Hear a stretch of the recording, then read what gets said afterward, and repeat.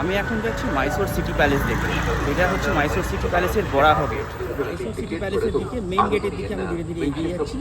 এখানেই কোথাও ticket counter আছে, টিকিট কাউন্টার থেকে টিকিট কেটে তারপর ভেতরে ঢুকবো। টিকিট কেটে এবার আমি মাইসোর প্যালেসের দিকে যাচ্ছি। এখান থেকে চেক ইন করবো, করে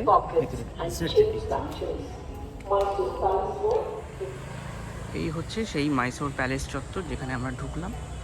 ধীরে ধীরে আমরা পুরো প্যালেস চত্বরটাই ঘুরে দেখব।